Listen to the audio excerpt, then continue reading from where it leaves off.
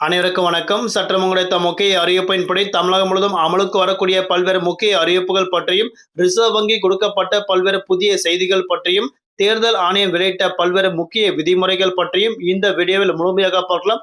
வீடியோவை கொஞ்சம் கூட ஸ்கிப் பண்ணாம கடைசி வரைக்கும் பாருங்க. அப்பதான் மத்திய மற்றும் மாநில அரசு என்னென்ன புதிய திட்டங்கள்லாம் மீண்டும் கொண்டு வர போறாங்க, என்னென்ன விதிமுறைகளாம் மாற்றம் செய்யப்பட்டார்கள் என்பது பற்றி உங்களுக்கு உடனடியாக தெரியவரும். மத்திய மற்றும் மாநில அரசு வழங்கக்கூடிய பல்வேறு புதிய சலுகைகள் பற்றி உடனுக்குடன் துல்லியமாக தெரிந்து கொள்ள நம்மளோட சேனலை கீழே இருக்கிற பட்டனை கிளிக் பண்ணி சப்ஸ்கிரைப் பண்ணிக்கோங்க. பக்கத்துல இருக்க பெல் பட்டனை கிளிக் பண்ணிக்கோங்க. இந்த வீடியோ உங்களுக்கு பிடிச்சிருந்தா லைக் பண்ணுங்க. இப்போ வாங்க வீடியோக்குள் புகழலாம். முதல் கட்டமாக 500 ரூபாய் நோட்டுகளுக்கு இனிவரும் காலங்களில் கட்டுப்பாடு விதிக்கப்பட உள்ளதாக அறிவிக்கப்பட்டனர்.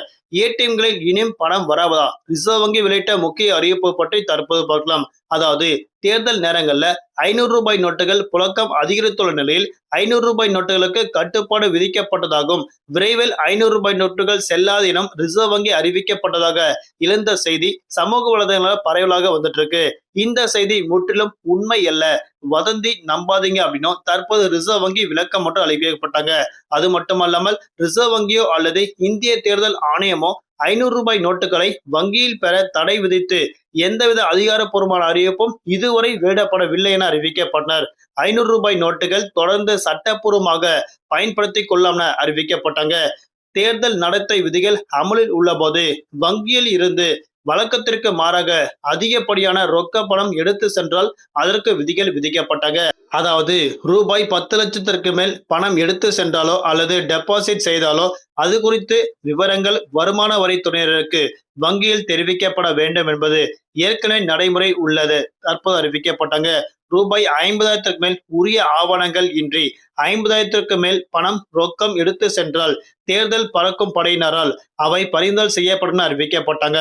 ஒரு நபர் வங்கியில் இருந்து 10 லட்சத்திற்கு மேல் பணம் எடுத்து செல்லும் போது அந்த தகவல் தேர்தல் அதிகாரியிடம் பகிரப்படும். இது பண மோசடிகளை தடுக்க எடுக்கப்பட்ட முன்னெச்சரிக்கை நடவடிக்கை என தற்போது அறிவிக்கப்பட்டாங்க. குறிப்பாக 500 ரூபாய் நோட்டுகள் மார்ச் மாதம் 2026ஆம் ஆண்டுக்கு தற்போது செல்லுபடி ஆகாது என ஏற்கனவே சமூக வலைதளம் வந்த தகவல் தற்போது பரவலாக உள்ளதென அறிவிக்கப்பட்டார்கள். இது குறித்து தற்போது ரிசர்வ் வங்கி முக்கிய அறிவிப்பு கொடுக்கப்பட்டனர். இனிவரும் காலங்கள் எந்த ஒரு தடையும் இல்லாமல் 500 ரூபாய் நோட்டுகள் விநியோகம் செய்யப்பட உள்ளதாக அறிவிக்கப்பட்டனர். தற்போது வரை அது செல்லுபடி ஆகாது என்பது குறித்து ரிசர்வ் வங்கி எந்த விதமான அறிவிப்பு கொடுக்கப்படவில்லை என அறிவிக்கப்பட்டனர்.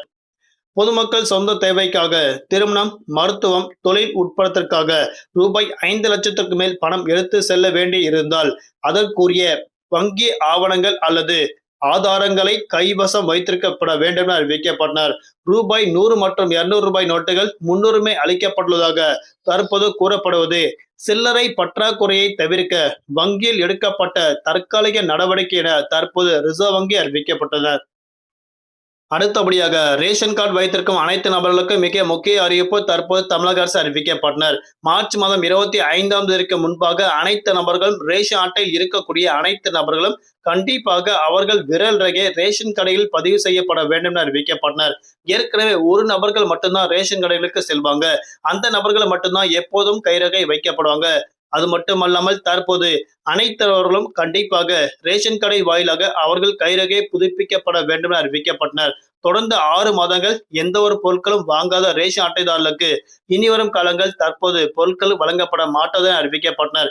அந்த ரேஷன் கார்டு ரத்து செய்யப்பட உள்ளதாக முக்கிய அறிவிப்பு கொடுக்கப்பட்டனர். குறிப்பாக டிஜிட்டல் நடைமுறையில் உள்ளபோது தற்போது ரேஷன் கார்டு வைத்திருக்கும் அனைத்து நபர்களும் ஆதார் கார்டுடன் இணைக்கப்பட வேண்டும் என அறிவிக்கப்பட்டனர். அதாவது இகேஒய்சி கட்டாயம் அவர்கள் சரிபார்க்கப்பட வேண்டும் என முக்கியமான அறிவிப்பு கொடுக்கப்பட்டனர். குடும்ப உறுப்பினர்கள் விவரங்கள் சரியாக இருப்பதையும் ஆதார் இணைப்பு முறையாக உள்ளதையும் உறுதி செய்யும் நோக்கில் இந்த முடிவுகள் எடுக்கப்பட்டதாக அறிவிக்கப்பட்டனர். தமிழக கலைஞர் மகளிர் உரிமை தொகை பெற தொடங்கும் அனைத்து நபர்களுக்கும் கண்டிப்பாக இதை செய்து முடிக்கப்பட வேண்டும் என தற்போது தமிழக அரசு ஒரு முக்கிய அறிவிப்பு கொடுக்கப்பட்டனர். அடுத்தபடியாக வாகன ஓட்டிகளுக்கு மிக முக்கியமான அறிவிப்பு தற்போது மத்திய அரசு அறிவிக்கப்பட்டனர். அதாவது வாகன ஓட்டிகளுக்கு ஷாக் நியூஸ். சுங்க கட்டணம் செலுத்த தவறினால் 2 மடங்கு கட்டணம் வசூலிக்கப்படும் என தற்போது மத்திய அரசு புதிய விதிமுறைகள் அறிவிக்கப்பட்டாங்க. அதாவது தேசிய நெடுஞ்சாலையில் சுங்க கட்டணம் செலுத்தாமல் செல்பவர்கள் இனிமேல் இரட்டிப்பு சுங்க கட்டணம் செலுத்த வேண்டி இருக்கும் என தற்போது அறிவிக்கப்பட்டார்கள். 5 நாட்களுக்கு மேல் சுங்க கட்டணம் செலுத்த தவறினால் அந்த வாகனத்தின் மீதும் அதன் போக்குவரத்தின் மீதும் பல்வேறு கட்டுப்பாடுகள் மற்றும் தடைகளும் விதிக்கப்பட உள்ளதாக அரசாங்கம் அறிவிக்கப்பட்டுள்ளது. மத்திய போக்குவரத்து மற்றும் நெடுஞ்சாலைத்துறை அமைச்சகம் இந்த புதிய விதிமுறைகள் கொண்டுவரப்பட்டதாக தற்போது அறிவிக்கப்பட்டனர். அது மட்டுமல்லாமல் செலுத்தப்படாத கட்டணங்களுக்காக தற்போது 5 நாட்கள் அவகாசம் விதிக்கப்பட்டாங்க. அந்த 5 நாட்கள் அவகாசத்திற்கு பிறகும் அவர்கள் செலுத்த தவறினால் அவர்களுக்கு 2 மடங்கு கட்டணம் வசூலிக்கப்படும் அறிவிக்கப்பட்டனர். குறிப்பாக தேசிய நெடுஞ்சாலைகள் கட்டணம் விதிகள் 2026ஆம் ஆண்டின்படி மின்னணு அறிவிப்பு பெறப்பட்ட 72 மணி நேரத்திற்குள் அபராதம் செலுத்தப்பட்டால் அசல் சுங்க கட்டணம் மட்டுமே வசூல் செய்யப்படுமாறு அறிவிக்கப்பட்டனர். இத்தகைய சூழலில் சுங்க கட்டணத்திற்கான அபராத தொகை வசூல் செய்யப்பட மாட்டாது என அறிவிக்கப்பட்டாங்க. இருப்பினும் கட்டணம் செலுத்துவதின் தாமதம் ஏற்பட்டால் பயனர் அதிகப்படியான அபராத தொகை செலுத்த வேண்டி இருக்கும் என தற்போது மத்திய அரசு சூப்பர் அறிவிப்பு ஒன்று தற்போது கொடுக்கப்பட்டனர். அது மட்டுமல்லாமல் சுங்க கட்டணம் வசூல் முறையில் செலுத்தப்பட்டுள்ள இம்மாற்றங்கள் செலுத்தப்படாத சுங்க கட்டணங்களை வசூலிப்பதற்கான விதிமுறைகள் மாற்றம் செய்யப்பட்டதாக தற்போது முக்கிய அறிவிப்பு ஒன்று கொடுக்கப்பட்டனர். அடுத்தபடியாக ரேஷன் அட்டைதாரர்களுக்கு மிக முக்கிய அறிவிப்பு.